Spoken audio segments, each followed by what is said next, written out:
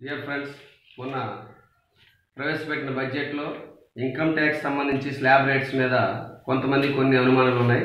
దాని మీద ఈరోజు మనం కొంత వివరణ ఇవ్వదలుచుకున్నాము. ఒకసారి చూడండి. ఇన్కమ్ ట్యాక్స్ స్లాబ్ రేట్స్ విషయంలో చాలా పేపర్లో కానీ టీవీల్లో కానీ 5 lakhs వరకు కూడా ట్యాక్స్ అనేది పడదు అనే విధంగా ప్రచారం అనేది జరిగింది. అయితే తర్వాత వాట్సాప్ మెసేజ్లో కానీ కొంతమంది క్లారిటీ వచ్చింది, కానీ మరొకసారి వీడియో ద్వారా మీకు క్లారిటీ ఇవ్వదలుచుకున్నాము. పత్రికల్లో వచ్చిన ప్రచారం ప్రకారం అయితే 0 నుంచి 5 లక్షల వరకు ట్యాక్స్ అనేది నీల్ అని ఉండాలి.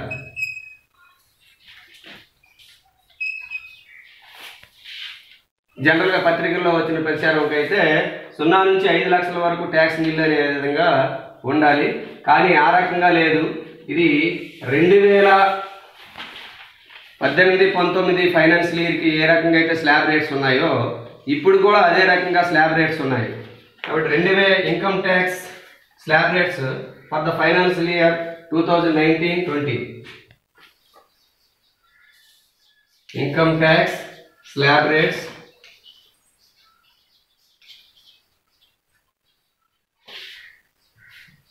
for the financial year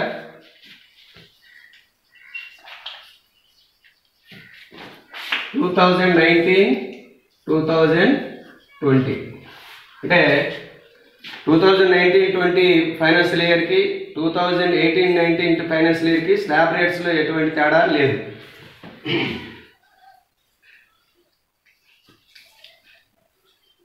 amount, serial number, amount, tax percentage ఇక్కడ 0 నుంచి 2,50,000 వరకు ట్యాక్స్ అనేది నిల్. ఇది 2018-19 ఫైనాన్షియల్ ఇయర్కి 2019-20 ఫైనాన్షియల్ ఇయర్కి అలాగే ఉంది. అలాగే రెండోది 2,50,000 ₹1 నుంచి 5 లక్షల వరకు 5% ట్యాక్స్ ఉంది. అలాగే 5 లక్షల ₹1 నుంచి 10 లక్షల వరకు 10% ట్యాక్స్ అనేది ఉంది. 20% ట్యాక్స్ ఉంది. నెక్స్ట్ 10 lakhs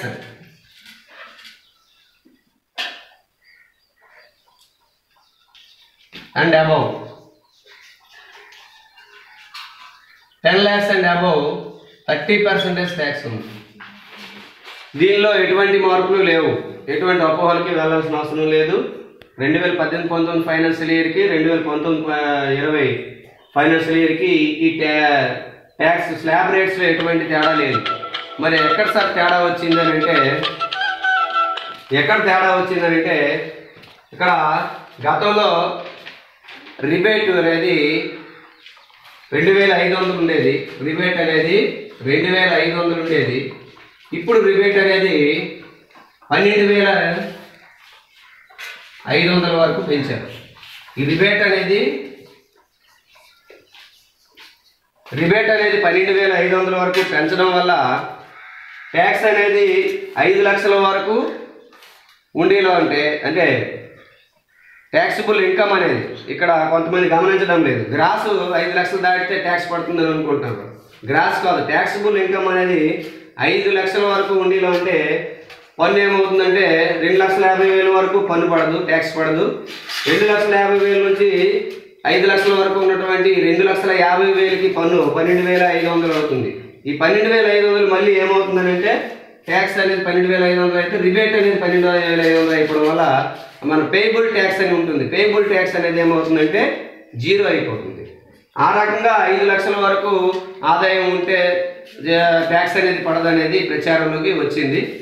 అయితే ఇప్పుడు మనం ఒక ఎగ్జాంపుల్ తీసుకుంటే దాన్ని బట్టి మీకు ఒక క్లారిఫికేషన్ అనేది వస్తుంది.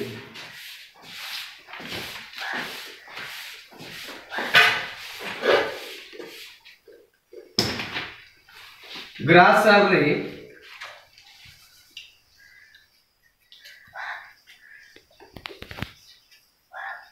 గ్రాస్ శాలరీ 9 లక్షలు వస్తుంది అనుకుందాం. గ్రాస్ శాలరీ 9 లక్షలు వస్తుంది అనుకుందాం. స్టాండర్డ్ డిడక్షన్ అనేది ఈ గతంలో 40,000 ఉండేది. స్టాండర్డ్ డిడక్షన్ 19-20 ఫైనాన్షియల్ ఇయర్కి 50,000 చేశారు స్టాండర్డ్ డిడక్షన్.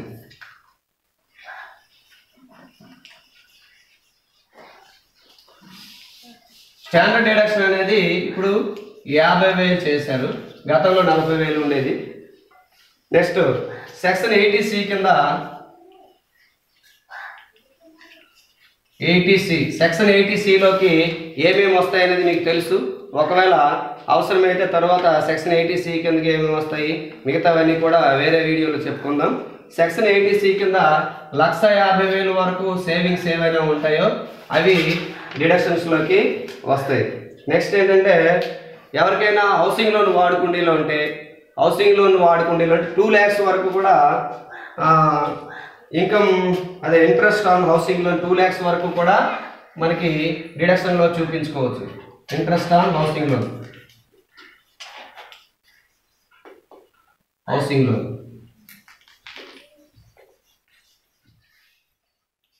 ఇది అందరికీ ఉండదు. ఎవరైతే హౌసింగ్ లోన్ వాడతారో వాళ్ళకి 2 లక్షల వరకు, అంతకంటే ఎక్కువైతే మనం చూపించడానికి మరి లేదు. 2 లక్షల వరకు కూడా మనం డిడక్షన్స్లో చూపించుకోవచ్చు ఇంట్రెస్ట్ ఆన్ హౌసింగ్ లోన్. తర్వాత చాలామందికి తెలియని విషయం ఏంటంటే మెడికల్ క్లెయిమ్ కొంతమంది డిడక్షన్స్లో చూపించరు. మెడికల్ క్లెయిమ్ పెట్టుకోవచ్చు. మెడికల్ ఇన్సూరెన్స్లు ఉంటాయి. మెడికల్ ఇన్సూరెన్స్ 25,000 వరకు ఉంటుంది. ఇది మెడికల్ ఇన్సూరెన్స్ ఒక వ్యక్తికి 25,000. అదే ఫ్యామిలీలో ఇంకో వ్యక్తికి కూడా కట్టీలో ఉంటే 50,000 వరకు కూడా మెడికల్ క్లెయిమ్ అనేది పెట్టుకోవచ్చు. చాలామంది మెడికల్ క్లెయిమ్ లేకపోయినా ఆ ఇంట్లో మెడికల్ ఎక్స్పెండిచర్ ఏమైనా ఉండీలో ఉంటే దాన్ని 30,000 వరకు కూడా పెట్టుకోవచ్చు. ఈ విషయం తెలియక చాలామంది ఈ మెడికల్ క్లెయిమ్ అనేది మెడికల్ ఇన్సూరెన్స్ కానీ లేదంటే మెడికల్ ఎక్స్పెండిచర్ కానీ పెట్టుకోవట్లేదు చాలామంది. ఇది డిడక్షన్స్లో మనం చూపించుకోవచ్చు. ఇప్పుడు టోటల్ డిడక్షన్స్ ఎంత అవుతుందంటే టోటల్ డిడక్షన్ ఎంత అయిందంటే 4,75,000. Total deduction 4,75,000. అంటే ఇప్పుడు గ్రాస్ శాలరీ 9 లక్షలు ఉంది. ఈ 9 లక్షల నుంచి 4,75,000 తీసేస్తే ట్యాక్సిబుల్ ఇన్కమ్ ఏమవుతుంది?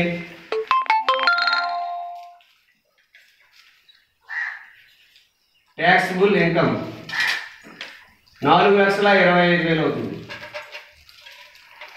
ట్యాక్సిబుల్ ఇన్కమ్ 4,25,000 అయింది. అయితే ఇందులో మనకి ట్యాక్స్ ఎంతవరకు పడదు? 4,25,000లో ట్యాక్స్ జీరో ట్యాక్స్ ఉన్నటువంటి లేదా నిల్ ట్యాక్స్ ఉన్నటువంటి అమౌంట్ ఏంటంటే 2,50,000. ఇప్పుడు రిమైనింగ్ అమౌంట్ ఎంత ఉంటుందో అది ట్యాక్సిబుల్ అమౌంట్ అవుతుంది. రిమైనింగ్ ఎంత ఉంటుంది? 1,75,000 ఉంటుంది. 1,75,000 దాని మీద ఎంత ట్యాక్స్ పడుతుందంటే 5% ట్యాక్స్ పడుతుంది. 5% ట్యాక్స్ కాబట్టి ఇంటూ 5/100 వేస్తే మనకి ఎంత వస్తుందని అంటే 8,750 రూపాయలు వస్తుంది. 8,750 రూపాయలు ట్యాక్స్ వస్తుంది, పేబుల్ ట్యాక్స్. అయితే ఇందులో మనకి రిబేట్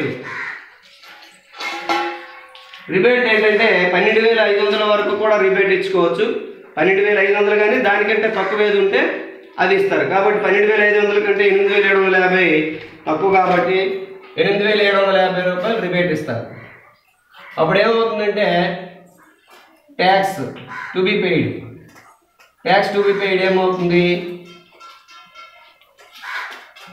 0 అవుతుంది. ట్యాక్స్ టు బి పెయిడ్ 0 అవుతుంది.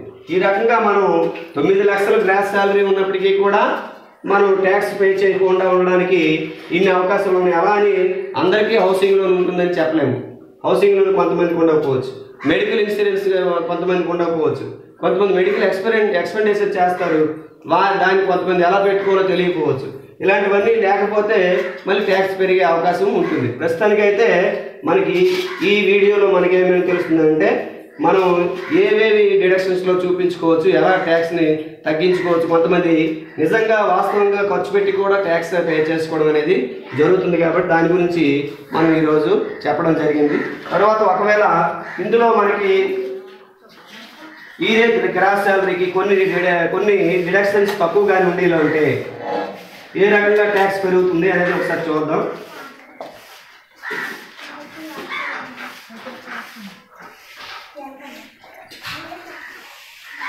స్టాండర్డ్ డిడక్షన్ అనేది కామన్ అందరికీ.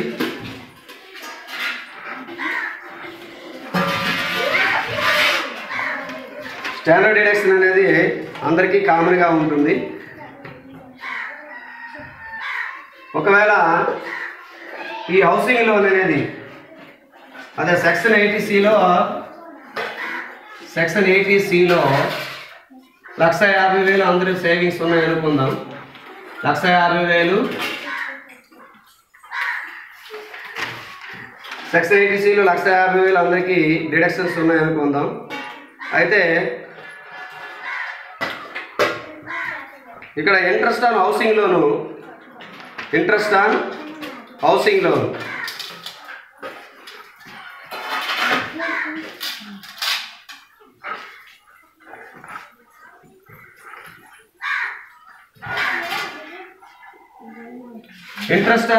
లోన్ అనేది 1,49,999 రూపాయలు ఉందనుకున్నాం. ఇంట్రెస్ట్ ఆన్ హౌసింగ్ లోన్ అనేది 1,49,999 రూపాయలు ఉందనుకున్నాం. మెడికల్ క్లెయిమ్ మనం ఏమీ చేయలేదు కాబట్టి అది చూపించడం లేదు. టోటల్ డిడక్షన్ ఇప్పుడు ఏమవుతుంది? టోటల్ డిడక్షన్ ఇప్పుడు ఏమవుతుందంటే 3,99,999 రూపాయలు టోటల్ డిడక్షన్. 3,99,999 రూపాయలు అయింది. ఇప్పుడు ట్యాక్సిబుల్ ఇన్కమ్ ఏమవుతుంది?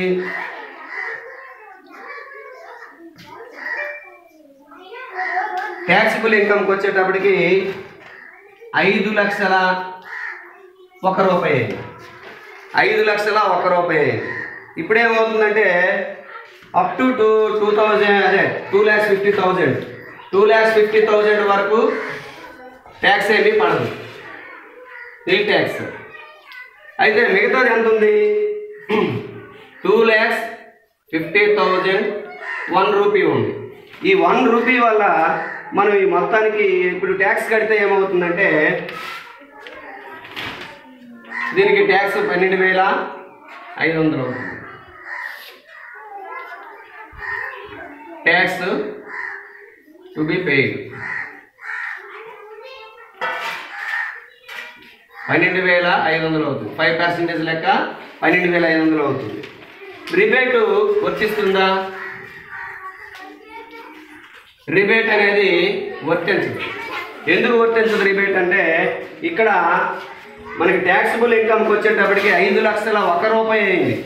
1 రూపాయి అయినా కూడా ఈ రిబేట్ వర్తించదు కాబట్టి ట్యాక్స్ మనం ఎంత పే చేయాలంటే 12,500 పే చేయాల్సిందే. 12,500 ట్యాక్స్ పే చేయాల్సిందే. అందుకే మనము డిడక్షన్ చూపించేటప్పుడు ఈ 5 లక్షలు దాటకుండా ఉండే విధంగా మనము ఈ ట్యాక్సిబుల్ ఇన్కమ్ 5 లక్షలు దాటకుండా ఉండే విధంగా చూసుకోవాలి. 1 రూపాయి దాటినా కూడా మనం ట్యాక్స్ పే చేయాల్సిందే. అదే ఈ 1 రూపాయి దాటకపోతే ఏమవుతుందంటే ఈ 12,500 మనం రిబేట్ వస్తుంది. రిబేట్ వస్తే నో ట్యాక్స్ అయిపోతుంది, నీల్ ట్యాక్స్ అయిపోతుంది. Okay, thank you friends.